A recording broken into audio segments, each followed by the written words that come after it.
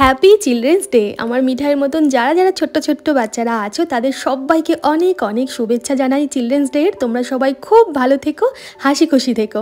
মিঠাইদের স্কুলে children's day celebration হবে ঠিক এইভাবে যে তোমরা নিজেদের পছন্দের পোশাকটা পরে এসো আর পছন্দের টিফিনটা নিয়ে এসো। গাড়িতেই সবাই প্ল্যান করেছে, কেউ লুচি আলুর দম, কেউ ফ্রাইড রাইস নিয়ে যাবে আর মিঠাই নিয়ে আসবে মিষ্টি।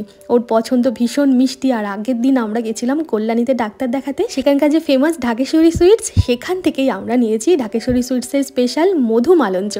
অনেক আনা হয়েছিল, শেষ হয়ে গেছে অর্ধেক, বাকি একটা দিলাম মিঠাই স্কুলের টিফিনে।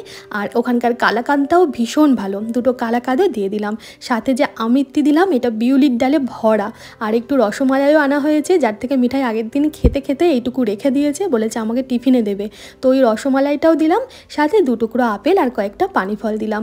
আর 1 বোতল জল তো আছেই। এই লোভনীয় মিষ্টিগুলো দিয়ে সাজানো টিফিন বক্সটা কেমন লাগলো আপনাদের কমেন্ট করে জানাবেন। আর যারা এখনও কল্যাণীর ঢাকেশ্বরী সুইটসের এই মধু মালঞ্চটা খাননি, একবার ট্রাই করে দেখবেন, আপনার মুখে লেগে থাকবে।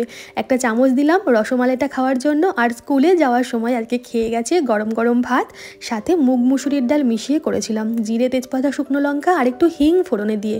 দুর্দান্ত হয়েছিল খেতে।